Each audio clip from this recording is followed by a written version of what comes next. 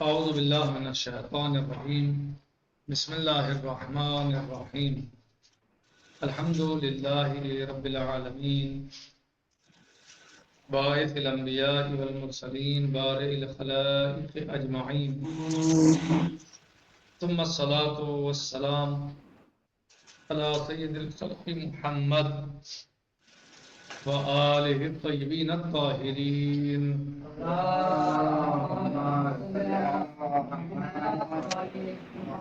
عجل فرجہم۔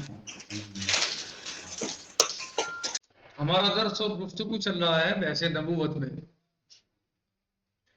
جس میں ہم نے بہت ساری باتوں کو قدر ممکن سمجھنے اور سمجھانے کی کوشش کی،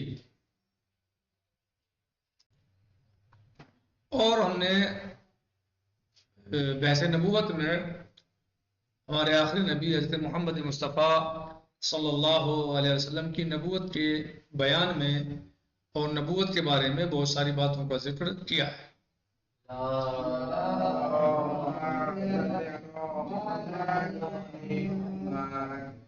10 باتوں کا ذکر ہوا تھا گزشتہ دروس میں۔ اب اس میں جو ہے وہ اس کے بارے میں صاحب کتاب کہتے ہیں کہ مندرجہ بالا 10 مسائل میں ہم اگر ان 10 مسائل کو بھی دہرایا گیا اس درس میں تو پھر ظاہر ہے یہ بھی نہیں ہو پائے گا، ابھی لمبا ہو جائے گا، تو اس لیے جو گزشتہ دروس میں گزر چکے ہیں، کہتے ہیں مندرجہ بالا 10 مسائل میں ہم حضرت پیغمبر صلی اللہ علیہ وسلم کے حوالے سے ایک دقیق بحث کرنے کی کوشش کرتے ہیں، اگرچہ ان کے بارے میں مفصل بحث کرنے سے چند کتابیں دائرے تحریر میں آ سکتی ہیں۔ ان میں سے ایک مختلف مکاتب و وظائف تعلق کرنے والے مورخین نے حضرت پیغمبر صلی اللہ علیہ وسلم کی اخلاقی خصوصیات سے متعلق جو باتیں تحریر کی ہیں، ان میں یہ بات سب کے نزدیک تسلیم شدہ ہے کہ آپ اس قدر پاک و پاکیزہ اور قار خیر کرنے والے تھے کہ زمانے جاہلیت میں ہی آپ کو صادق الامین کہا جاتا تھا، وغیرہ وغیرہ۔ 2، اس کے بعد 3 جو ہم پڑھ چکے ہیں سب تفصیل کے ساتھ گزشتہ دروس میں، 4 اور 5، یعنی یہ سب ہم یہاں گزشتہ دروس میں تفصیل کے ساتھ پڑھ چکے ہیں۔ 6، کیونکہ اگر ہم نے ان سب کو دہرایا تو آج کا درس بھی رہ جائے گا، یہ دہرانا صرف ہوگا، لہٰذا 7 اور آج ہم جو ہے وہ 8 سے شروع کرتے ہیں۔ 7ویں کیا تھی؟ 7ویں یہ تھی کہ اپنی دعوت سے آپ کا لگاؤ اس قدر تھا، یعنی ہمارے نبی حضرت محمد مصطفیٰ صلی اللہ علیہ وسلم کا لگاؤ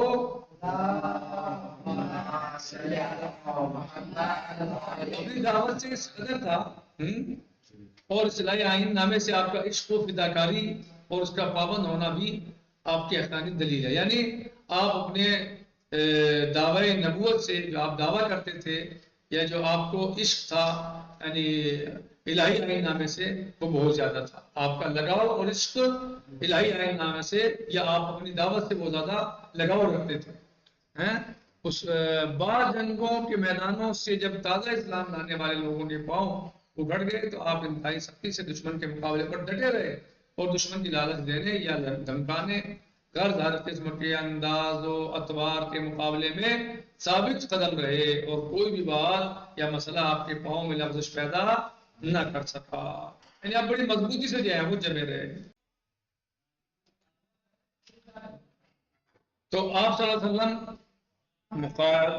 تمام یعنی جو ہے وہ یعنی اپنی دعوت کے مسئلے میں بڑی آپ نے جو ہے وہ ہمت اور بڑی جمع مردی سے کام لیا، اور بالکل کسی بھی لالچ یا کسی بھی دھمکانے یا ڈرانے میں آپ نہیں آئے، بلکہ آپ اپنی دعوت میں لگے رہے۔ کہہ رہے ہیں کہ آپ کے پیروں میں بالکل لغزش پیدا نہ ہو سکی، یعنی دشمن نے اپنی پوری کوششیں ہر اعتبار سے کی، لالچ بھی دیا، ڈرایا بھی، دھمکیاں بھی دی، لیکن اس کے باوجود بھی آپ صلی اللہ علیہ وسلم کے پیروں میں کسی قسم کی لغزش نہیں آئی، بلکہ آپ اپنے مشن کو ہمت کے ساتھ اور حوصلے کے ساتھ آگے بڑھاتے رہے۔ 8واں کیا ہے؟ کفار نے کئی مرتبہ کوشش کی کہ آپ صلی اللہ علیہ وسلم کو اپنی انحرافی سازشوں کے جال میں پھانس لیں، مگر آپ کبھی بھی اس جال میں نہ آئے۔ آپ صلی اللہ علیہ وسلم نے فرمایا اگر سورج کو میرے ایک ہاتھ پر اور چاند کو دوسرے ہاتھ پر رکھ دیا جائے، تمام نظام شمسی کو میرے زیر تسلط قرار دے دیا جائے، تو تب بھی میں اپنے ہدف سے ہرگز دستبردار ہونے کے لیے تیار نہیں ہوں. یعنی اس سے زیادہ کیا ہو سکتا ہے کہ میرے ایک ہاتھ پہ چاند رکھ دو، دوسرے پہ سورج رکھ دو اور مجھ سے کہو کہ مثلا میں اپنے اس پیغام کو چھوڑ دوں، تو ایسا ممکن نہیں ہے. پوری کائنات میرے حوالے کر دی جائے اور یہ کہا جائے کہ جو ہے وہ میں اپنے پیغام کو چھوڑ دوں، میں اللہ کے دین کو پہنچانا بند کر دوں، یہ ممکن نہیں ہے. نمبر 9، عام انسانوں کے لیے آپ صلی اللہ علیہ وسلم کی دعوت نہ صرف پر اثر تھی بلکہ انتہائی تیزی اور ناقابل بیان صورت کے ساتھ ان کے افکار میں تبدیلی کا باعث بھی بنی. یعنی صرف یہ نہیں تھی کہ جو ہے وہ پر اثر تھی، بلکہ بہت تیزی کے ساتھ، بہت جلدی لوگوں ذہنوں میں اس نے اپنی جگہ بنا لی. جن افراد نے اسلام کے بارے میں تحقیق کرنے والے مغربی لوگوں کی اسلام سے متعلق کتب کا مطالعہ کیا ہے، جن لوگوں نے بھی اسلام کے بارے میں تحقیق کرنے والے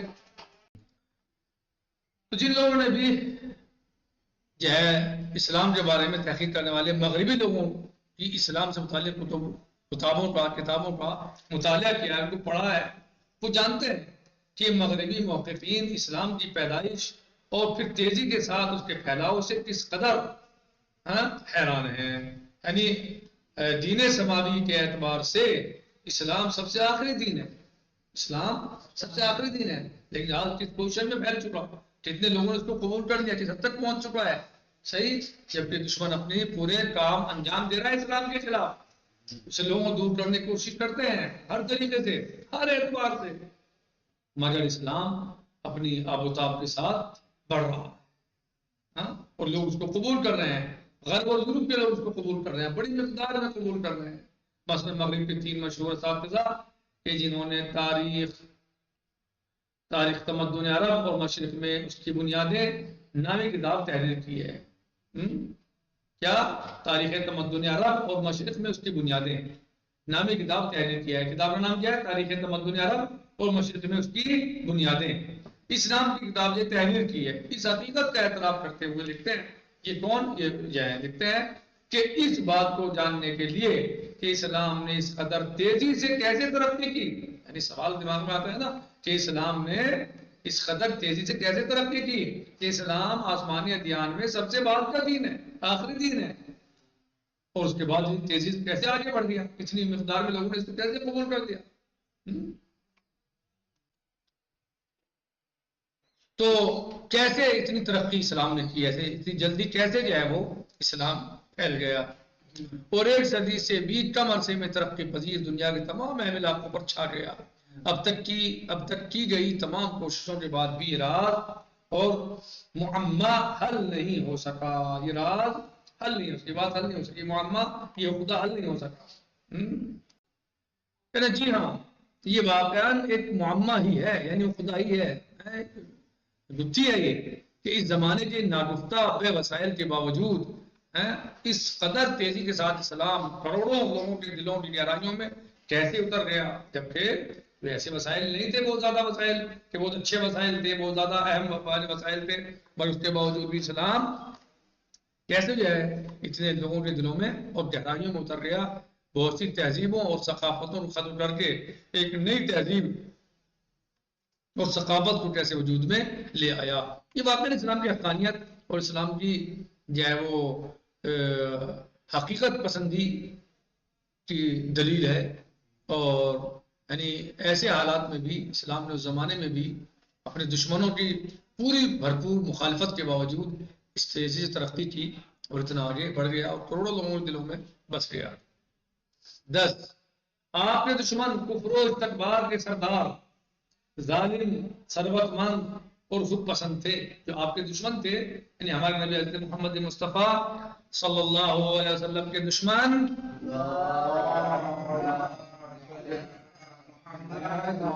کفر و استکبار کے سردار تھے، ثروت مند تھے، مالدار تھے، دولت مند تھے، پیسہ تھا، وسائل تھے، اسباب تھے، اور خود پسند تھے. وہ اپنے سے اچھا کسی کو نہیں مانتے تھے. جبکہ آپ کی دعوت پر ایمان لانے والوں کی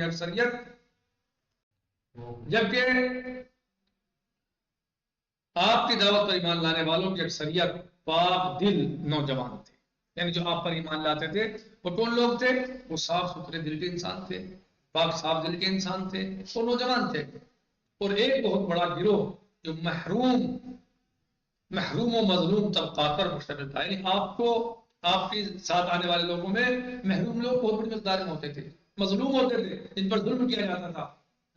وہ ظلم سے بچنے کے لیے نبی پاک صلی اللہ علیہ وسلم پر ایمان لے کے آتے تھے. یعنی ان پر دوسرے لوگ ظلم کرتے تھے، ان کو ستاتے تھے، ان کو پریشان کرتے تھے. ہمارے نبی صلی اللہ علیہ وسلم ان کو اپنے آغوش میں لیتے تھے، ان کے لیے حفاظتی انتظام فرماتے تھے، ان کی مدد فرماتے تھے، ان کو سینے سے لگاتے تھے، ان گلے سے لگاتے تھے اور ان کی مدد کرتے تھے.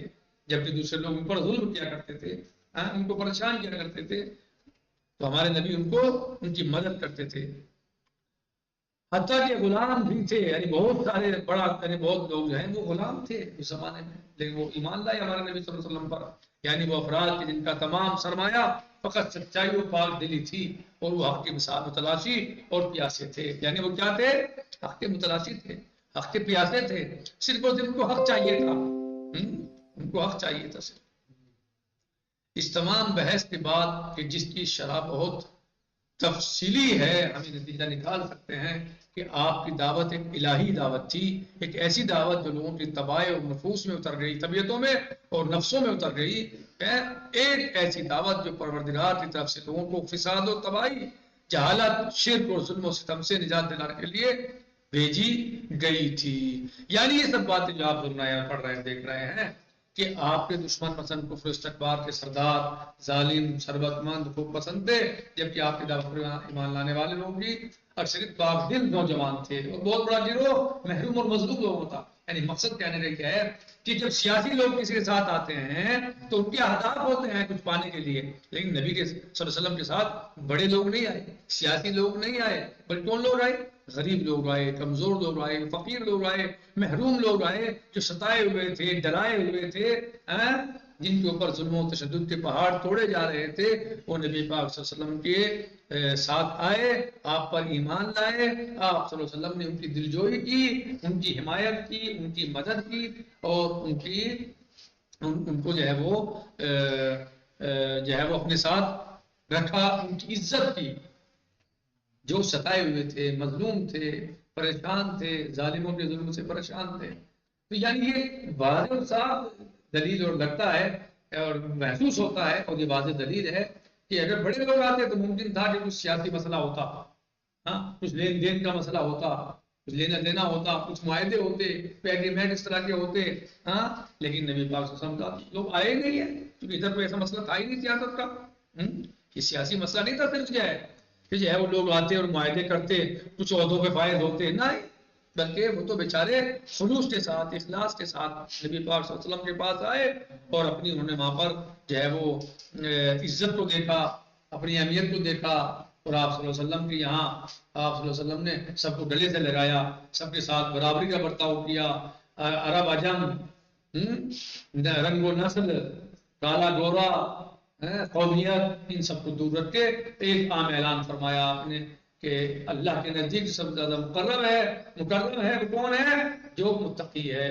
جو جتنا بڑا متقی ہے وہ اللہ کے نزدیک اتنا ہی قریب ترین ہے، وہ اللہ سے اتنا ہی قریب ہے، وہ اللہ کے نزدیک اتنا ہی مکرم ہے. لہذا آپ کی دعوت حق پر مبنی تھی، اسی لیے آپ نے کسی بھی طرح کا کسی طرح کو دباؤ، کوئی لالچ، کسی چیز کو قبول نہ کیا، بلکہ آپ اپنی دعوت میں مصروف رہے، لوگوں کو دعوت حق دیتے رہے. نتیجہ یہ نکلا کہ اسلام دین پوری دنیا میں پھیل گیا، دنیا کے کونے کونے میں پہنچ گیا، اور لوگوں نے اس کو قبول کیا.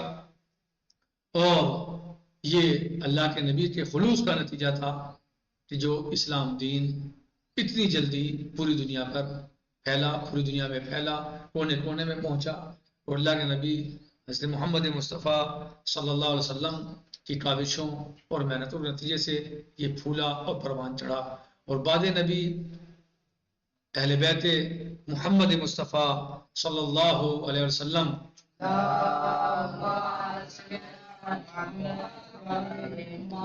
اہل بیت اطہار علیہ السلام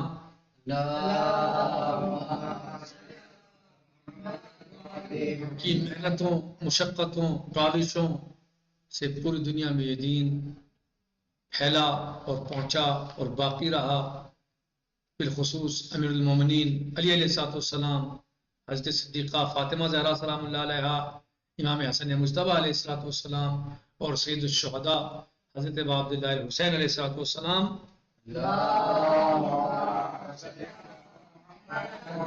اور آپ کی نسل پاک میں 9 ائمہ علیہ السلام کی محنتوں، کاوشوں، قربانیوں اور ان کی انتھک محنتوں کے نتیجے میں آج پوری دنیا میں اسلام اپنی آب و تاب کے ساتھ دنیا کے کونے کونے میں پھیلا ہوا اور پہنچا ہوا ہے، اور اپنی شان اور اپنی عزت اور بڑے ہی احترام کے ساتھ آج یہ دین دنیا میں موجود ہے۔